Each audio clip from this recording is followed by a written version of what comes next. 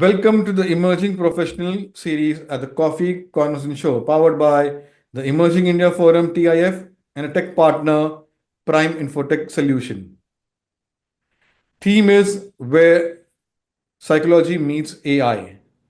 From risk modeling in global banks to pioneering quantum application in business education, Dr. Anshul Saxena is a force of multidisciplinary brilliance. A published author, psychologist, patent holder, and educator. He has trained over 1,000 professionals and designed academic blueprints adopted across India. Currently, shaping minds at Christ University, Pune, and heading the Center for Emerging Business Technologies. His work blends psychology, quantum computing, business analytics into one powerful narrative. In this episode, we uncover the human behind the headlines, diving into his journey, mind, and mission. So, welcome, Manshul, to today's coffee conversation. Thank you. Thank you, Amar. Yeah. So, let me explain you the flow. There are three rounds: the professional journey, personal journey, and the rapid fire, where you will be in the hot seat and you'll have to be your witty, funny, and quick. Thank you. And here's your gift: niche marketing. Thank you. Thank you very much. Autograph and sent to you. Thank you. Thank So, you very much. friends, I'm Lion Amir Virani, host at Coffee Conversation and legal tech evangelist at Prime Infotech Solution, author of 15 books. We help law firms, corporate legal, startup, SMEs with world-class technology, software licensing, and tech training solutions. So, my first question, Anshul, how has your journey shaped up, and what are the key defining moments? Okay. So that's a very interesting question, Amir. To be very frank, I never thought that, I will be a teacher in my life. I used to be the most mischievous student who used to sleep at the end of the class. And then, my teacher, generally, they used to throw either the duster or a chalk to just wake me up. Right, and sometimes they say that karma boomerangs, right? So now I find myself in the same position, but I fear that my students should not repeat what I have done. Just to make it more interesting, I have come up with few of the strategies. Now, if I look at what are the transition movements, when I was a BSc biology student, then I've done my MBA finance, and after that, I have done my PhD in artificial intelligence. So as you can see, it's like three areas and three different areas I have tried my hand with. But my most defining moment was, when I decided that I will leave corporate. I was a risk analyst with TCS and join as a professor in one of the very rural college in Coimbatore known as RVS College of Arts and Science. And the second best defining moment was, at one point of time, everyone was talking about the technology, but no one was very sure what you will do with the technology. Like if you say, when we talk about quantum computing, like no one thought that where it can be applied. So to bring those kinds of ideas, we have done the first IEEE conference in India on quantum computing business applications. And the best part about it, it was hosted by a management school, not in any of the engineering college, not in any of the scientific institutions. And the result was amazing. We were very amazed to note that there is one company known as com, Quantum Brains, and Jitesh Lalwani is the founder. They are actually use QC to clean the derbies in the satellite derbies in the space, in the lower part of the space. Then you might have seen in the India-Pakistan war, right? They have talked about the precision strikes. And when we talk about the precision strikes, how you can make it more accurate.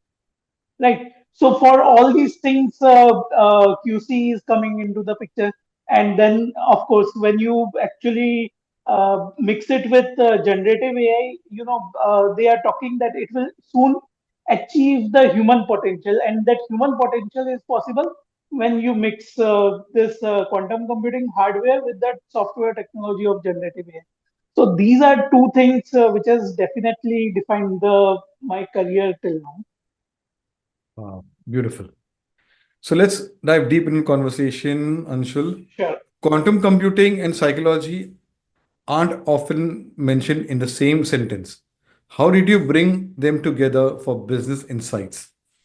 Okay, so uh, I'm very terrible at telling the jokes, but I must tell one joke over here. So there was a professor of quantum computing at MIT, and he started his class with this particular quote.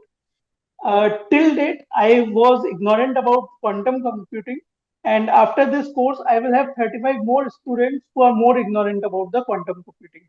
Right, so you can understand how abstract this particular field is. Right, and in fact, it's been quoted by various greats of the field, like Richard Freeman. Like, but then basically I'm from Rajasthan. Marwadi in me wake up, and it's like if you can't see, we don't understand the divine, we don't understand who is God, right? But if you look at it, uh, we have built a very good, let's say, we have tried to understand it, and we have built up a deeper connections with the God. Similarly, with the science, with the quantum computing, if you have to understand, you can actually build a very deeper connection. And when you are building a deeper connection, you need your mind to be in certain places, and where the psychology comes into the field, because both are very complex fields. It's using quantum, understanding quantum computing is a science. Similarly, understanding quantum psychology is a science. But using it and to cure the people and to understand the people, both are art. So that's why I feel that quantum computing and let's say psychology comes into the picture, and it helps understanding the deeper meaning of quantum computing spiritually as well as physically. Definitely, yes. Beautiful, yes. So, Anshul, what role do you think emotional intelligence plays in data science and analytics today? Oh, a very nice question. So, I will tell you one thing. Right now, our world is going through a very, very big change. Like it started in 2022 when your ChatGPT OpenAI has come up with version 3.5, right? And people have started depending upon it for various kinds of questions. They were asking various kinds of answers. And if I give you one very simple technical aspect, let's say someone talks about 3 billion parameters a particular technology has been trained upon. We understand that it's like reading 3 billion books and then getting the gyan out of it.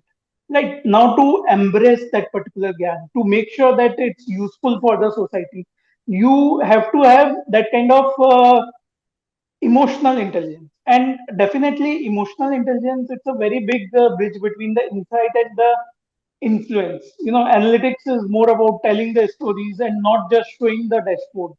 So when you want to tell the stories, you need to balance it out. You need to check, where should I place this particular map? Where should I place this particular graph? What color should I play? There is entire grammar of graphics which uses your psychology and emotional intelligence to influence the and the stakeholders. So definitely, I would say that emotional intelligence and data science and analytics, they go hand in hand. Definitely, yes. Wow. So, Anshul, you have filed multiple patents. I'm Yes. dividing it Yes. into two parts. You have filed Hmm. multiple patents, Hmm. and how does this journey start?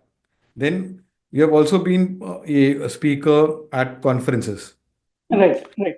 So, both journey, how did go on? Sorry, Hmm. how the journey? Then Hmm. my second question will be, what does innovation mean to you personally in a saturated tech space? Okay. Thank you very much for this wonderful question. Now, have a look at it. Right. So basically, as a professor, I can't sit idle. Right. My job requires me to do research. Right. If I'm doing any meaningful research, so let's say when we talk about, let's say you are working in a legal tech space, right? So if I'm developing a chatbot, a very simple tool based on generative AI, right? I can't, let's say, if I want to commercially use it, why not commercialize it, right? my students will gain, I will gain, I will make a money out of it, right? So to protect that, you need to patent it, right? At the same time, you want to make sure that people understand that particular technology, right? Because technology is a very complex piece of puzzle, right? And if you can break it down like a 10-year-old, let's say, when I train my students, I always tell them to have three perspectives. Understand it like a 10-year-old, then, write it like a 12th class student, and then, explain it like an expert. If you are able to do that, you will definitely understand and you will definitely gain a very good, let's say, understanding, insight on the topic on which you are researching. And, if you are not able to commercialize the idea on which you are working today, it's very difficult to make that idea uh, mainstream, right? So, like, I work as a consultant also with a few of the firms where the only job role that I have is to make technology more human friendly, right? So, let's say gamma, beta, alpha, and I convert it into an ABCD. So that's my one of the job roles that I do. So innovation comes handy in that particular space, and for me, that's the definition. If I'm able to convert that alpha, beta, gamma into ABC. Wow.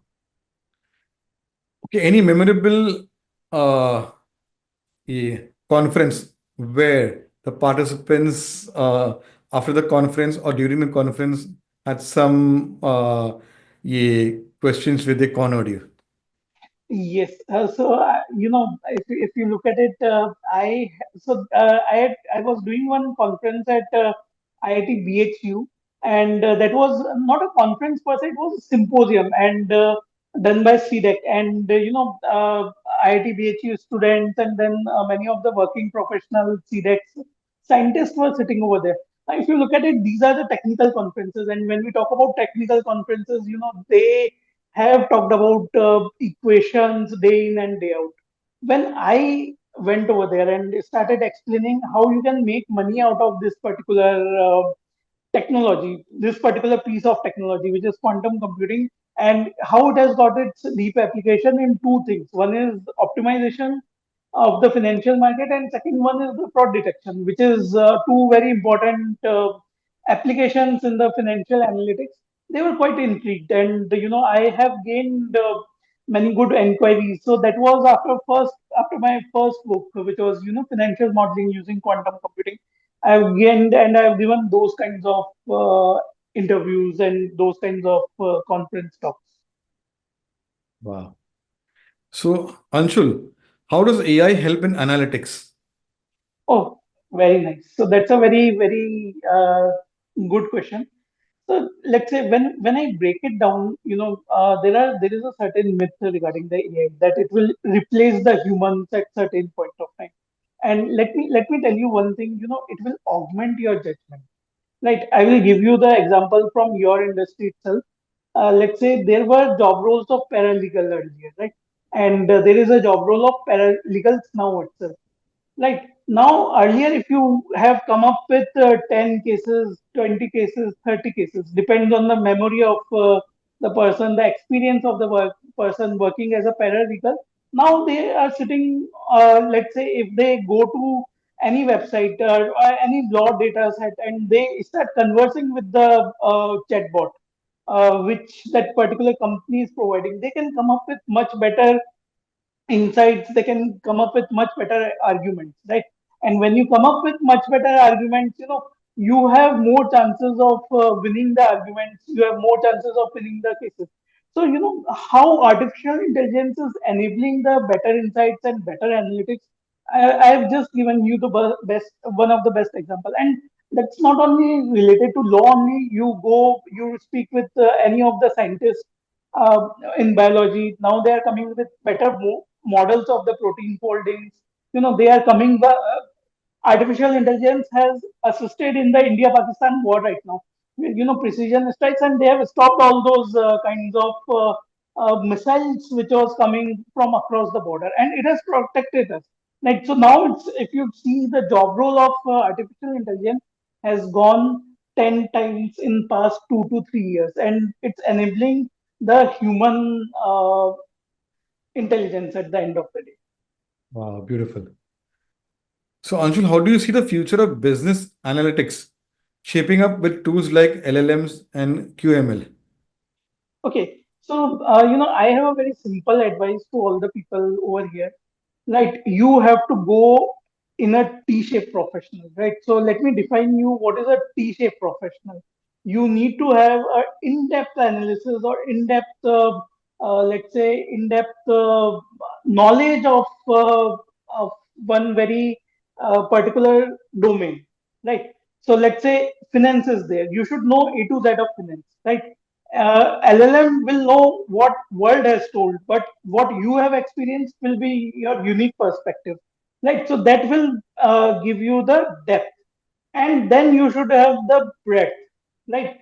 Breadth of the knowledge. You should know how does a technical, what are the technical progress of the AI, what is the, let's say, legal and ethical progress of the AI. So these are the depths that you should look at, and yeah, so these are the things that is shaping up analytics and the tools. That is the relation between the tools and the domain knowledge now. Wow.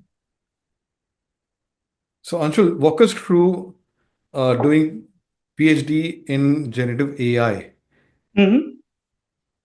How did this come about? Where did you do? And because you must be the pioneer in doing PhD in Gen AI from India, Okay, especially. yes. So, my PhD was not particularly in generative AI. It was in artificial intelligence, but it was more on the forecasting part of it.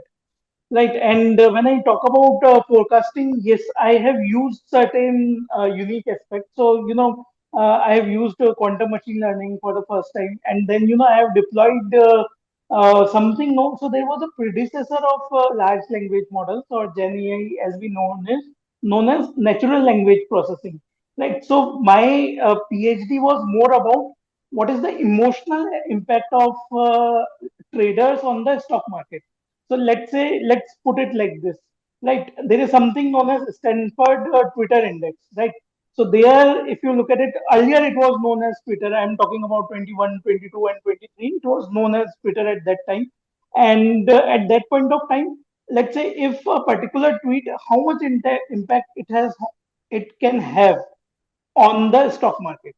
A very simple, let's say, when Bin Laden was caught, right, at that point of time, your stock market has gone up like anything. Or in fact, now also, if you look at it during the China and Donald Trump tariff war, once the Trump has tweeted that we are reducing the particular tariff on China, Wall Street market has gone into a new rally altogether, right? So these are the impacts that I have measured, engaged, and then presented as my thesis. Beautiful. Now let's go to your new book, Yes, Generative AI in BFSI. yes. Uh, what made you write for this sector, and how did this process of from the idea to publication? Can you walk us through? So definitely, first I would like to mention my two co-authors. One is Dr. Jayant Mahajan. He is my guide as well. He has guided my PhD thesis, and another one is Miss Shalaka Verma. Mrs. Shalaka Verma, she was the head of BFSI at Microsoft at that point of time. Right now, during one of the conferences, again, I'm just giving you one example of a powerful networking. We had invited her as a guest, and she is also a quantum computing expert. And at that time, we three were sitting and we were actually thinking, let's say everyone knows how to technically milk generative AI, right? But no one knows what are the ethical guardrails around it. No one knows how it should be presented it to the management. Let's say, when you have to go and present your idea to the senior people who are 40, 45 plus, they have seen the world. They know what are the intuitions, what are the current buzzwords in the technology. But how you can milk it for the business values? And to solve that particular pain point, we have started writing as thesis. Sorry, we have started writing it as more of a pointers and notes and all those things. Originally, we thought, we will make it more as a LinkedIn posts and LinkedIn series. Then, I have got a connection from Mr. Clement. He's again based out of New York, and he's from Apress, which is the Springer arm. And he came up with the idea, why don't you convert it into the book? And I was like, okay, yes, it's doable. It will take some time. And, we have spent around 1.5 year to make sure that this book is in very good shape, and it's giving value to the customers. Because if you explain it technically, you remember ChatGPT started with 3.5, and now it's going to ChatGPT 5. Technology changes, but value you can derive out of it, it always remains the same. We still have Jory window, we still have McKinsey 7S frameworks. So similarly, just to prolong the length, we have written this book from the management perspective. Wow. So, Anshul, who has influenced you from the world of AI, Gen AI, quantum computing? Okay. So, first I would like to talk about Dr. Venkat. He is the IBM head, and Dr. Manish Modani, he is the NVIDIA head of quantum computing. And these two people, they have shaped up my vision. They have shaped up. Sometimes it's useful to have a very, let's say, deep conversation when you are in touch with the people. And these are the two people. Dr. Amlan Chakravarti from Calcutta University is another person who has shaped up the thought process. And trust me, it's really, I'm blessed to have good mentors like this. And on personal front, my wife and my mother has inspired me more, to always take out the new challenges. Because, when you are actually looking into it and you are coming up with new kinds of concepts, it takes away your time. It takes out your time, right? And at that time, you need your family to support you. So, these are the mentors who has always helped me a lot. Wow. So, Anshul, as someone who has seen both the academia and industry, how should business education evolve today, considering AI, which is now everywhere? Okay, so I was discussing the same thing with two of my friends, Professor Sharad and Dr. Vanna Bhagat over here. And we have come up with a very unique solution. So Vanna ma'am is again from the technical background. She has done her MCA. Now she's running an AI company known as Clever Insight, based out of Ooty. And Professor Sharad is a HR. He's a HR professor actually. I have written one more book along with him. Right, and that's a very unique perspective that a person should become a techno manager. Right, we are not calling it as manager techno, we are calling it as techno manager. They should understand the technology, how to leverage the technology, right? Because with the tools like vibe coding, low code, no code, right? Coding is not a challenge these days. What is the challenge? Your thought process. If your thought process is good, you will be able to come up with the solution. So that's why I'm telling that, you should become the techno manager. You should embrace the technology. You should not fear it at the end of the day. And if you are able to make sure that, let's say, if uh, you are able to implement it, nothing like that.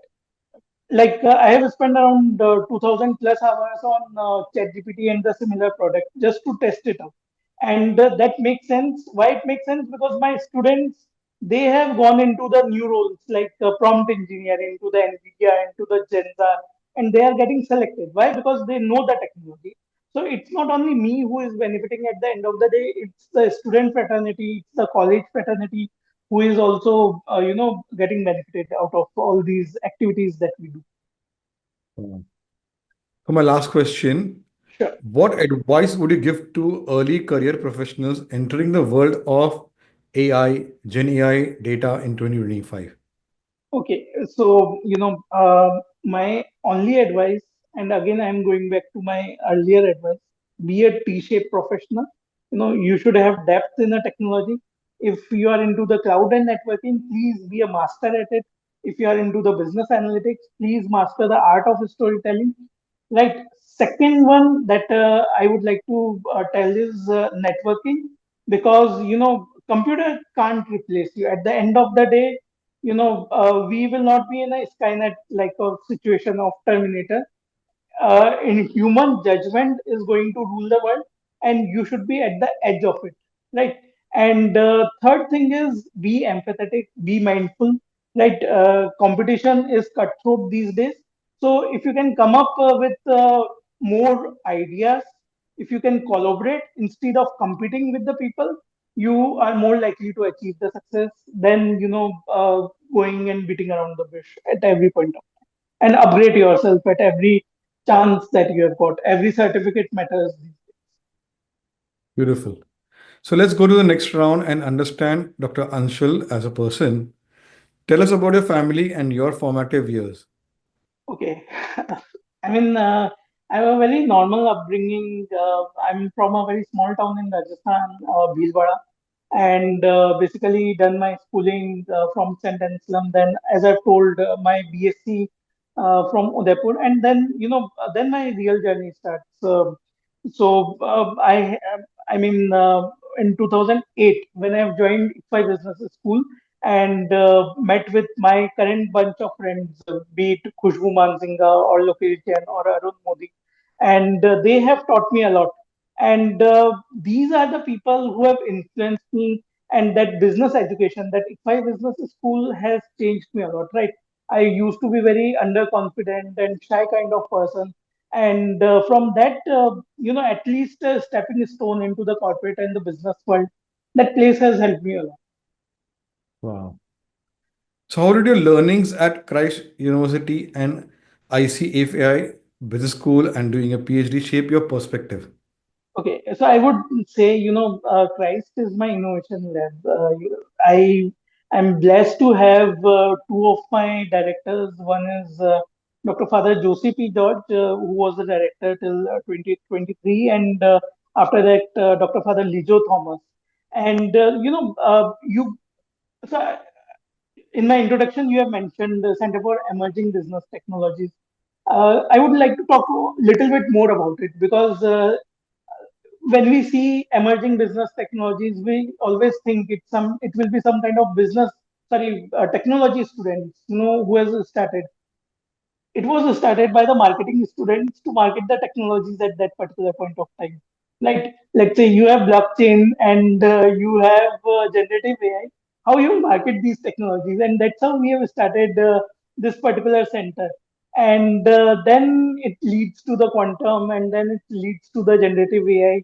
And all my students from the first batch in 2021 till later, they have shaped up my entire journey. So I'm very, very thankful to all the student fraternity, how they have helped me a lot in shaping up my entire experience at Christ. And if IBS, as I have told you earlier, that's my alma mater, and always good that in fact, it was one of the few institutes in India at that point of time. I'm talking about 2008, was a case study methodology, and that has prepared you for the real life situation.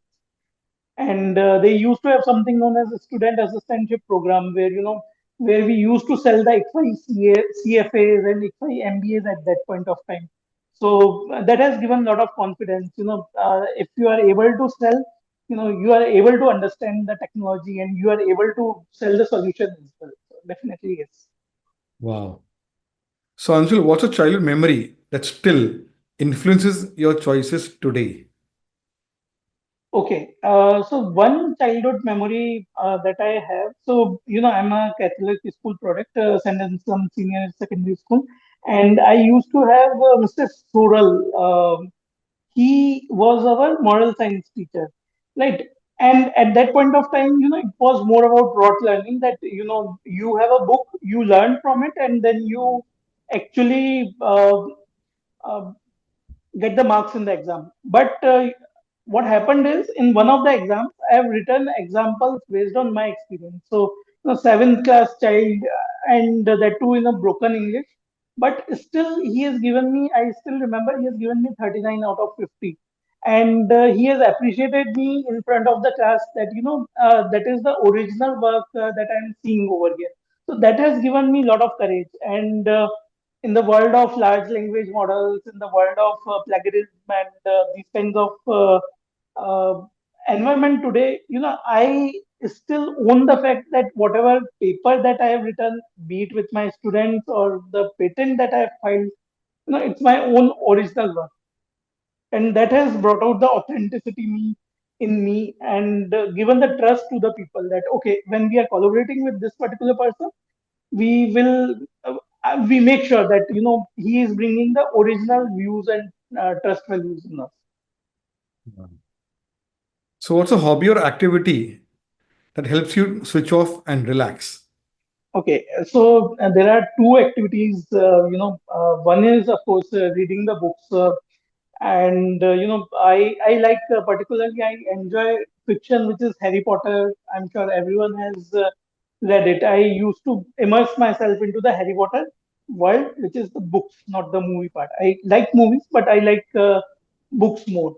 And second one is of course cooking. Right, I like to cook, and that is something, sometimes your dishes are simple, sometimes your dishes are complex.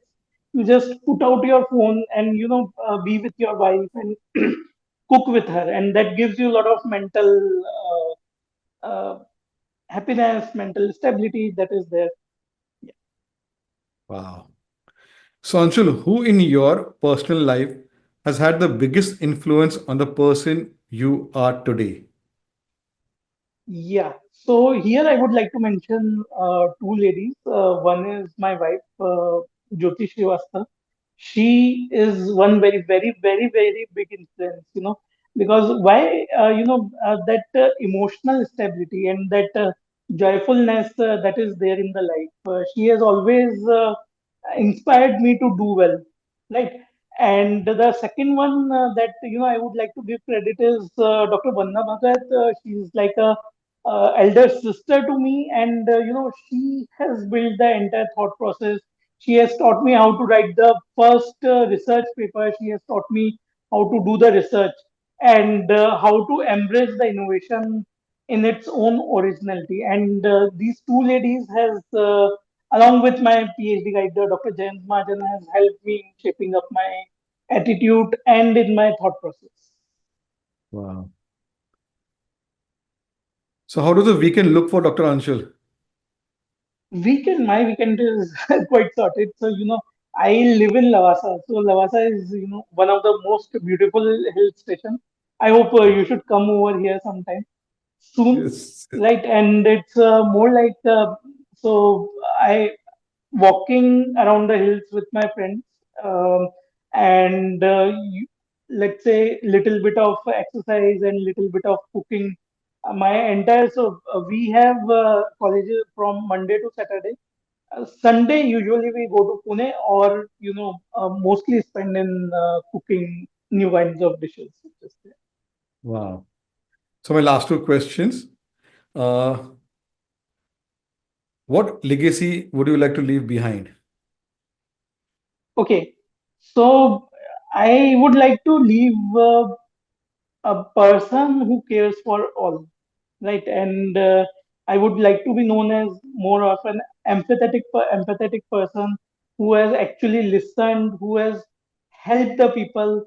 And now I am looking at the later part of my life. I want to move towards more sustainable practices. In fact, we have one more group known as Change Before Climate Change. My guide Dr. Jayant Mahajan has taken a 20,000 plus kilometer of journey all over the India with this particular message, and I would like to take it forward in coming days through my technology. Yes. Wow. My last one is a googly one. Describe Anshul in one line. Uh, Anshul is adaptable and innovative. So let's put you in the hot seat, the rapid fire round. Your Sure. go-to comfort food, Um, Khichdi. data or intuition, Data. book writing or public speaking, Book writing. early mornings or late nights, Early mornings, definitely. quantum Early. physics or psychology. Quantum physics. Wow. Whiteboard brainstorming or spreadsheet modeling. Mix of both, actually. Okay. Best piece of advice received. Mind your own business. Your favorite color. Red. If you had to have dinner with an innovator, uh, alive or dead, who would be? First one will be Dr. APJ Abdul Kalam, and second one will be MS Dhoni. Both are very lovely characters and inspired me a lot. Wow. Tea or coffee to recharge. Oh, okay, now you have caught me. I'm more of a tea person, less of a It's coffee fine. person. It's fine. It's fine. You're in the And rapidly on the hot seat. most of the time, it's chach actually. Wow. So you did well, Dr. Anshul, and here's your book, which will be autographed and sent to you. Thank you very much. So, friends, it was a lovely conversation having with a techno man, a technologist uh, who's on a Techno mission, manager. techno manager, techno man, sir.